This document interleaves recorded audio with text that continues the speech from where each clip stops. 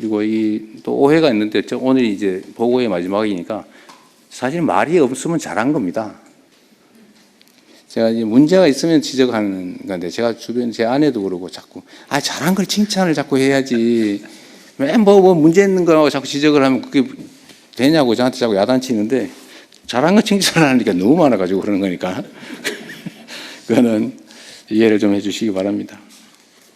자, 오늘 업무 보고를 이제 시작을 할까요? 네, 준비된 게 있으면 준비된 거 가지고 하겠습니다. 네, 업무 보고가 있겠습니다. 업무 보고는 해양수산부, 해양경찰청 순으로 하겠습니다. 먼저 해양수산부 차관이 보고하겠습니다. 해양수산부 차관 김성보입니다. 북극 항로 시대로의 대도약을 위한 해양수산부 업무 보고를 시작하겠습니다. 순서는 새 정부 6개월 핵심 성과를 먼저 말씀드리고 이어서 중점 추진 과제에 대해 보고드리겠습니다. 새 정부 핵심 성과입니다.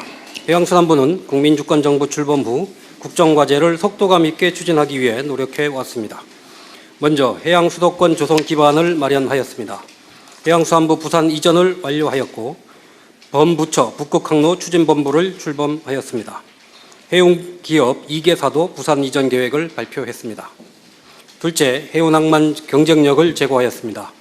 해운산업 위기대응 펀드를 2배로 확대하고 국내 최초로 메탄올 연료를 사용하는 컨테이너선 6척도 준공하였습니다. 셋째, 우리 해양수산 저력을 전 세계가 주목하고 있습니다. 김 수출액은 이미 10억 달러를 넘어 역대 최고 기록을 달성했으며 2028년 UN 해양총회의 대한민국 유치도 확정하였습니다. 다음으로 중점 추진 과제입니다. 해양수산부 내년에 많은 과제를 추진할 예정입니다만 오늘은 그중에서도 엄선해서 3가지 과제를 중점적으로 보고드리겠습니다. 북극항로 시대로의 대도약, 전통수산업의 혁신, 해양주권 확립과 글로벌 리더십 확보입니다. 첫 번째, 북극항로 시대로의 대도약입니다. 대통령님 말씀대로 북극항로는 미리 준비하지 않으면 기회를 놓치게 됩니다.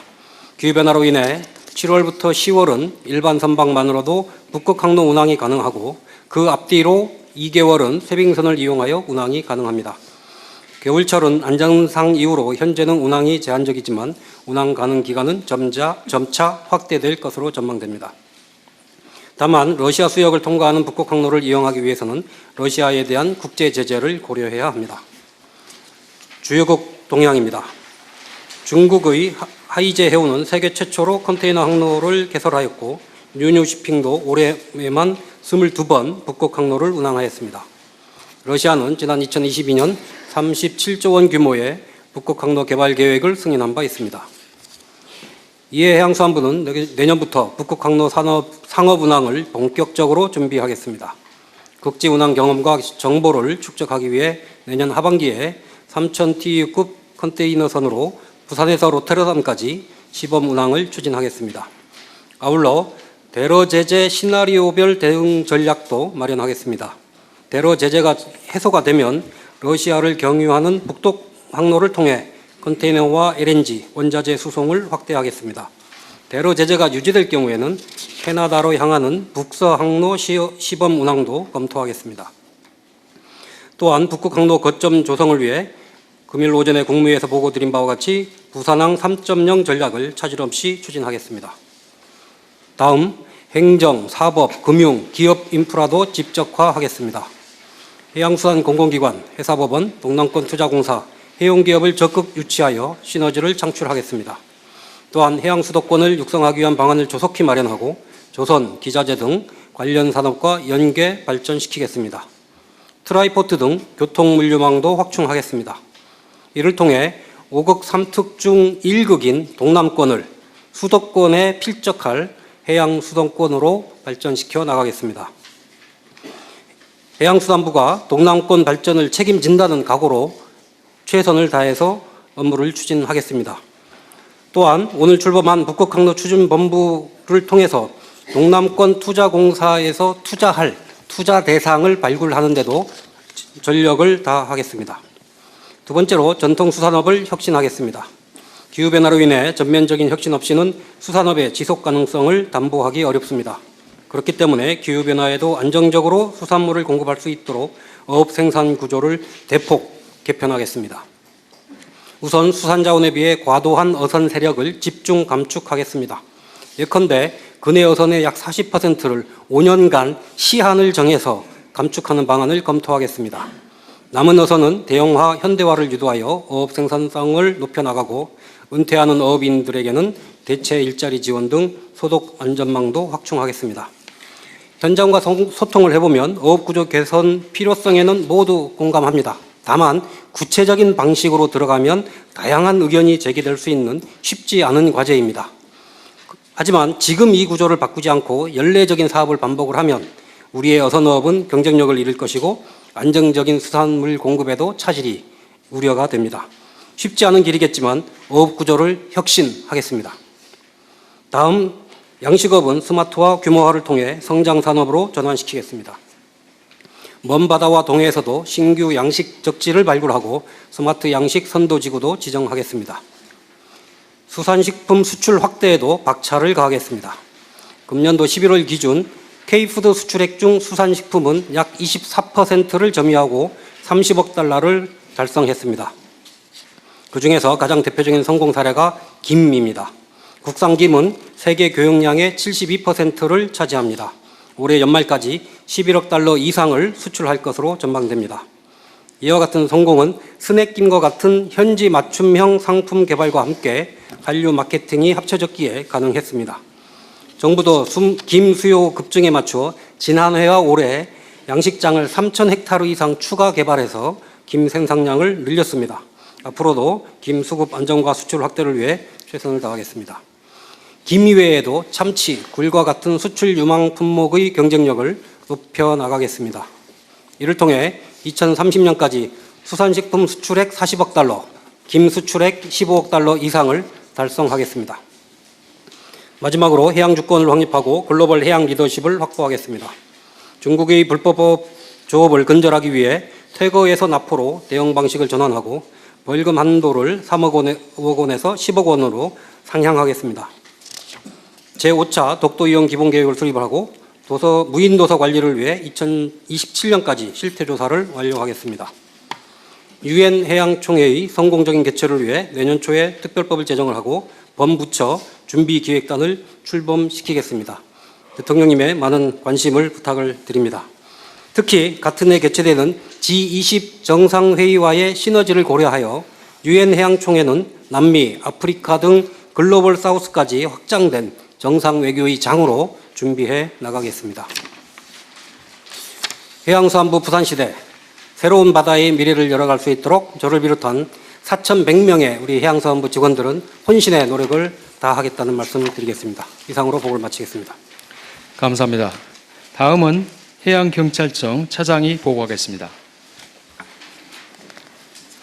해양경찰청 업무보고 드리겠습니다. 업무보고 책자 215쪽입니다. 해양경찰청장 직무대행 장인식입니다. 우리 해양경찰은 국민의 생명과 안전을 최우선으로 하여 세 가지 전략을 중점 추진해 나가겠습니다. 먼저 안정적인 해양법 질서를 확립하겠습니다. 어민들의 생업을 위협하는 불법 외국어선을 강력히 단속하고 마약, 미립국 등 해양으로 유입되는 국경범죄를 사전에 차단하겠습니다. 국토 면적의 4.5배인 대한민국 해양영토 수호를 위해 위성 등을 활용한 해양 영역인식 구축과 경비함 증강 배치를 통해 우리 바다를 빈틈없이 보호하겠습니다. 둘째, 국민에게 신뢰받는 해양 안전망을 구축하겠습니다. 최선의 대응은 사고 이전의 예방이라는 신념하에 선박 교통강제를 확대하고 연안 순찰 드론을 단계적으로 배치하여 안전관리를 강화하겠습니다. 현장에서 기본과 원칙을 바로 세우고 구조, 안전장비를 확충하여 국민과 경찰관 모두 안전을 확보하는 한편 대형 재난에 즉각 투입 가능한 특수구조대 등 구조 역량을 보강하고 긴급구조 협력 체계를 더욱 공고히 하겠습니다. 또한 민생, 안전 중심의 수사력을 강화하여 해양 산업재해 등 국민 안전을 위협하는 범죄에 단호히 대응하겠습니다. 마지막으로 우리 바다의 지속 가능한 미래를 만들어 가겠습니다. 대규모 인적, 물적 피해와 해양 오염을 동반하는 복합 재난에 선제적으로 대응하겠습니다. 현장 경찰관이 안전하고 효율적으로 임무 수행할 수 있도록 R&D 등 기술 혁신에 집중하고 첨단 교육 훈련과 현장 인력을 보강하여 국민의 생명과 안전을 끝까지 책임지는 해양경찰이 되겠습니다. 감사합니다. 감사합니다. 다음은 업무보고와 관련된 토의를 시작하겠습니다. 네.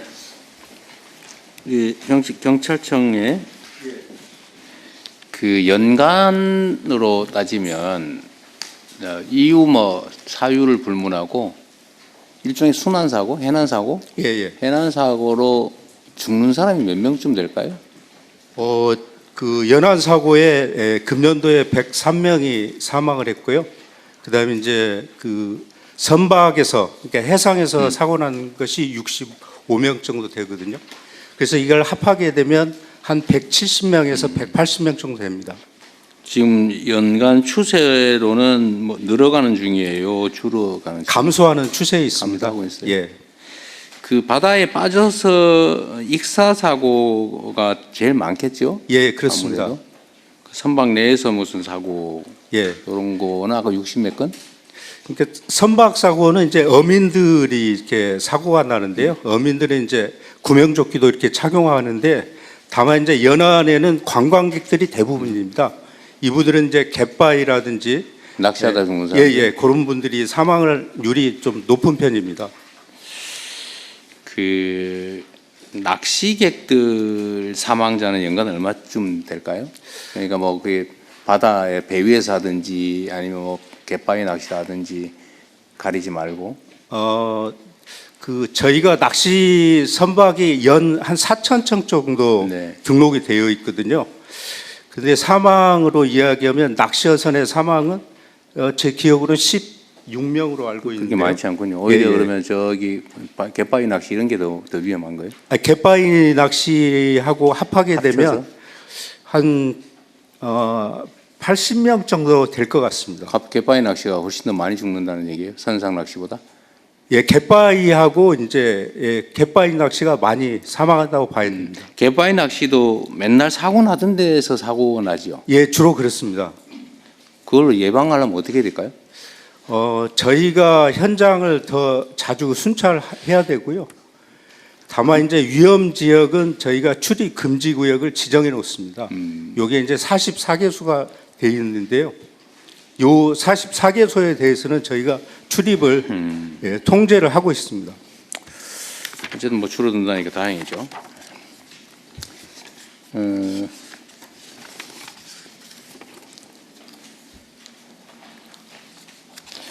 자, 그러면 서면 준비된 거 가지고 좀 볼까요?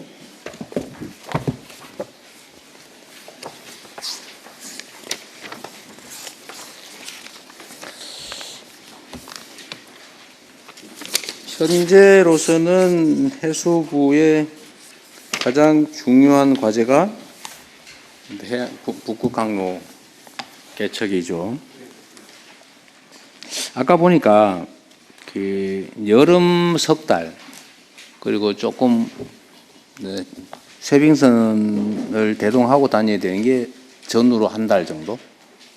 그럼 그 7월 말부터 7월 중순부터 10월 중순까지는 쇠빙선 없이도 다닐 수 있다. 그 뜻입니까? 그렇습니다. 예, 한 4개월 정도는 쇠빙선 없이도 다닐 수는 있고요.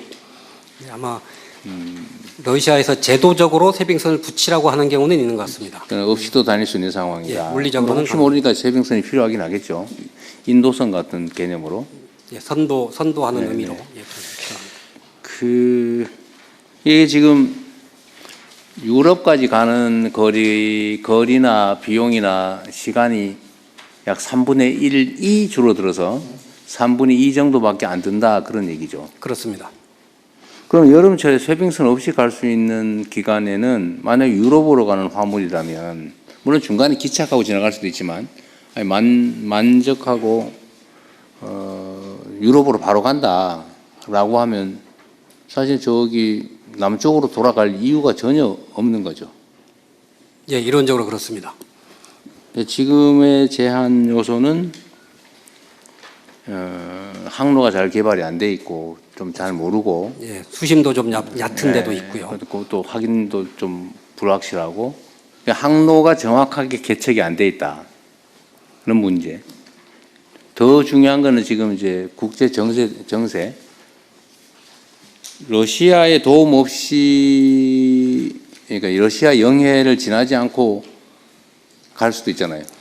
지금 저희들 북동항로 가는 수역의 대부분은 러시아 영해거나 이지라서 사실상 러시아의 통제 하에 있다고. 경제 수역, 이제시 배타적 경제 수역. 그럼 거기 지나가는 거 거기서 뭘 잡는 거 말고 지나가는 것도 거기 통제를 받아요? 예, 국제법적으로는 뭐 이지는 당연하고요. 영해도 그 무해 통항이라고 해서 특별한 해를 끼치지 않는 그러니까 단순 지나가는데. 통과는 허용하도록 돼 있습니다. 그런데 다만 러시아가 주장하는 것은 또 다른 조항이 있습니다. 이렇게 해서 이 해빙이 열거나 이 열악한 데는 연안국이 좀 더 강한 통제를 할 수 있다는 조항을 가지고 러시아는 이제 통제권을 주장을 하고요. 더 위해 주겠다 우리가 위험하니까. 예, 그래서 이제 세빙선도 자국 세빙선을 앞장 세워서 운항을 해라. 뭐 이런. 그런데 문제는 세빙선 비용을 주는 건 어렵지 않은데 그게 국제 제재 위반이다. 그렇습니다. 그럼 지금 중국은 전기 항로를 개항했다고 하잖아요. 그래서 최근에 그건 어떻게 하고 있대요? 그래서 중국하고 러시아 간에 구체적으로 어떤 조건으로 이걸 합의를 했는지는 저희들이 확인을 할 바는 없습니다만 어쨌든 국제 제재를 해서 회피하고 있는 거예요. 저희들이 그 파악하고 있기는 자회사의 자회사를 통해서 하면 요 자회사는 다른 이제 뭐 예를 들면 미국 갈 일은 없는 선사인 거죠. 그러니까 제재를 당해 상관없다. 뭐 상관없다. 네, 북구항로 추진본부장 말씀드리겠습니다. 현재 중국의 국적 선사인 코스코는 현재 북극항로를 운행하지 않고 있고요. 다른 중소 선사가 있습니다. 윤유 시핑이라든지 하이제라든지 이 시핑들은 조그만 회사고 사실 대미나 유럽 쪽에 그 경제 제재하고 크게 관련이 없기 때문에 러시아 측하고 그런 별도의 계약을 맺어서 지금 진행을 하고 있는 걸로 알고 있고요. 특히 여름철에는 그 지금 러시아 쪽에 세빙선 에스코트가 없어도 되기 때문에 자유운항을 하는 경우도 상당히 많이 있는 상황입니다. 근데 지금 이게 그 항로라고 하는 게 특성이 초기에 선점을 하면 나중에 진입하기 어렵다면서요. 그러니까 중국이 지금 전기 항로를 개척하고 거기를 계속 항로를 많이 사용하고 난 다음에 나중에 좀 열리고 나면 우리는 그때 들어가려면 쉽지가 않다. 지금 그렇게 얘기하던데 어때요? 먼저 운항한 경험을 통해서 뭐 운항 경험, 노하우, 데이터들을 이제 조금 더 확보를 하고 있기 때문에 좀 더 운항상의 안정감, 뭐 효율성 이런 거를 제고할 수 있기 때문에 다른 이제 화주들한테 더 어필을 할 수 있다는 측면은 고려를 해야 될 것 같습니다. 하여튼 초기에 꼭 이익이 되지 않더라도 투자하는 개념으로라도 우리도 좀 적극적으로 항로 개발도 하고 활용 방법을 찾아야 되겠죠? 예, 그래서 어쨌든 저희들이 내년에 컨테이너를 통해서 어쨌든 부산을 통해서 북극 항로를 통해서 유럽까지 가는 요 한 사이클을 한번 해보겠다는 그런 계획을 가지고 구체적인 방법을 찾도록 하겠습니다. 우리는 아직도 한 번도 그쪽 지나가 본 일이 없나 보죠? 그 항로를 전체로. 전체를 컨테이너로 해서 운항한 적은 없고요. 이제 벌크 화물이라고 해서 이게 뭐 컨테이너가 아닌 화물을 러시아하고 우리 항만을 왔다 갔다 한 것은 저희들이 5번 정도 과거에 경험이 있습니다. 러시아. 그냥 그거는 북극 항로라기보다는 러시아와 대한민국 사이 항로 아니었던 거예요? 그래도 그 중에 일부는 겹치는가? 북극 항로를 일부를 운항을 했기 때문에 저희들 유럽으로 가는 진정한 의미의 북극 항로를 실제 가본 일은 아직 한 번도 없군요. 그러니까 우리는. 컨테이너로 가본 적은 없습니다. 그럼 뭘로는 가봤어요? 탐험선으로? 그 딴 과거 걸로 뭐 5차례 가봤다는 얘기로 들리는데? 북극항로 추진본부장입니다. 과거 5차례 저희가 그 운항을 한 적은 있는데 유럽까지? 유럽까지 가지는 않았고요. 유럽 근처에 야말 반도라고 있습니다. 그 야말 프로젝트에 필요한 LNG 관련된 여러 가지 플랜트나 이런 것들을 싣고 국내에서 갔던 거기 때문에 대통령께서 말씀하신 것처럼 유럽까지 간 건 아닙니다. 거기서는 뭐 그렇게 멀지 않다 유럽까지. 예, 그렇습니다. 야말 반도까지. 어쨌든 적극적인 의지를 가지고 탐험한다 생각하고 잘 좀 연구하든 하고 좀 참여해 주시기 바랍니다. 이거는 그냥 호기심인데 8페이지 아래 부분에 이런 게 있어서 부산항 신항 7부도 1개소가 완전 자동화돼 있어요? 그렇습니다. 자동화 수준이 어느 정도예요? 감이 잘 안 와서. 야외에는 사람이 없죠. 북구항로 추진본부장이 간단히 말씀드리겠습니다. 현재 자동화는 그 항만 내에 있는 크레인이나 운송 장비 내에 사람이 탑승하지 않은 게 자동화입니다. 대신에 전체 컨트롤 센터에서 다 크레인을 보고. 보면서 운전을 하고 있는 게 현재 자동화고요. 앞으로 저희가 스마트와 피지컬 AI로 가게 되면 그런 부분의 판단이라든지 작동까지도 그 저희 시스템에 맡길 수 있는 그런 자동화로 지금 나가는 지금은 겁니다. 자동화라기보다는 무인화 정도. 네, 그렇습니다. 그 다음 단계로 자동화, 다음은 인공지능화.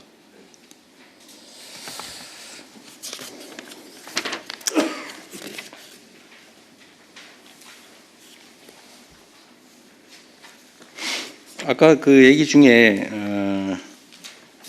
북극항로에 쇄병선 임차를 의무화하고 있다고 했잖아요. 근데 중국은 자회사의 자회사, 손자회사를 통해서 하면 제재는 손자회사 정도에 끊기고 그거는 뭐 유럽이나 다른 지역은 안 가는 걸로 지금 운영하고 있다 그 말이죠.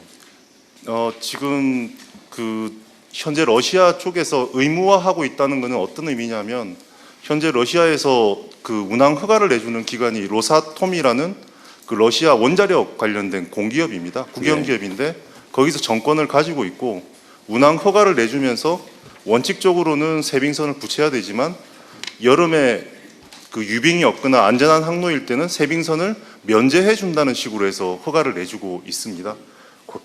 그런 식이 됐을 때 중국 선박들은 세빙선 에스코트 없이 다니거나 혹여 에스코트를 할 경우에 그 말씀하신 작은 중소선사들은 별도의 어떤 그 지불 방법을 통해서 지불을 하는 것으로 저희가 알고 있습니다. 기로 슬쩍 주고 뭐 이러나요?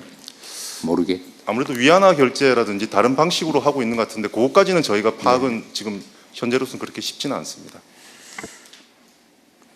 하여튼 우리도 가능한 방법을 최대한 찾아내서 여름 한철이라도 좀 시범 항로라도 개척해서 어쨌든 자료 데이터 축적은 계속 해나가야 될 텐데 그죠? 네, 그렇습니다. 그래서 이번 중국 선사 사례도 있기 때문에 어쨌든 여름철에는 쇄빙선을 안 붙이고 운항을 하게 해줬단 말이죠. 뭐 똑같은 조건을 저희들도 뭐 요구할 수 있을 거라고 생각을 합니다.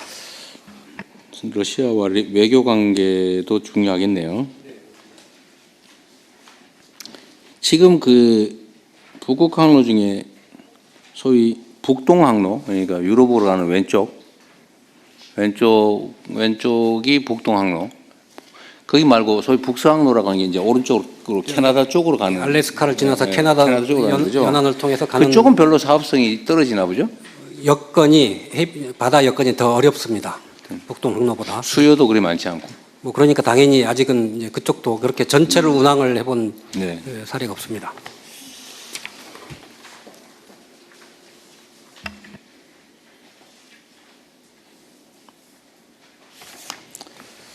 네. 15페이지 상단에 그런 내용, 아까 저기 PPT 발표도 있었는데, 식품 수출액 130억 불 중에서 수산식품이 30억 불이다. 그 중에 김이 10억 4천만 불이다. 이 말이죠. 그렇습니다.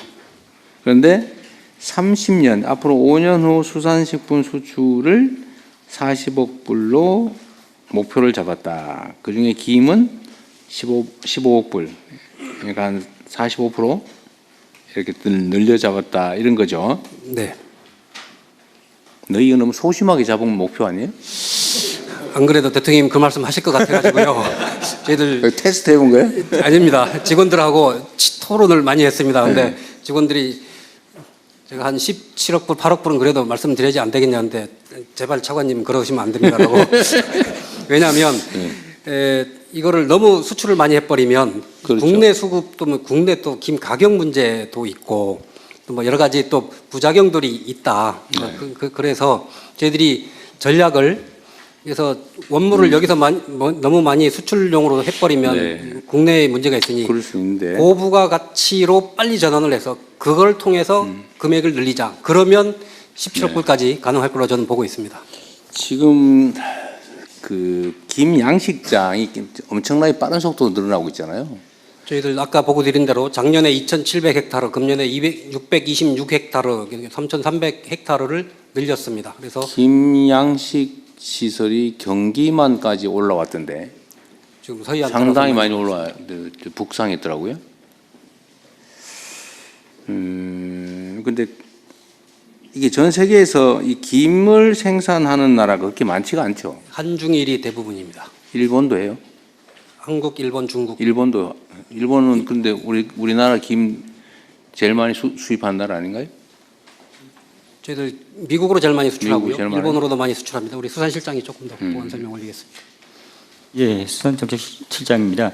지금 미국이 작년에 약 2억 1천만 불 정도 미국으로 수출을 했고요. 그리고 일본이 약 2억 불 정도 그렇게 수출했습니다. 근데 이게 왜 경쟁력이 있을까요? 이것도 실제로는 거의 노동력에 주로 의존하는 1차 산업인데 왜 이게 중국이나 일본보다 우리가 경쟁력이 있습니까? 네, 수산정책실장입니다.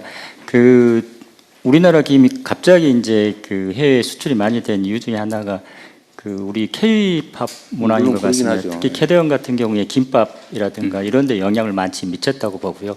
그래서 작년에 이제 폭발적으로 김 수출이 많이 늘어났습니다. 그리고 또 최근에 미국이라든가 이런 데서 간식용으로 이렇게 스낵용으로 이렇게 개발을 하다 보니까 수출이 많이 늘어난 것 같습니다.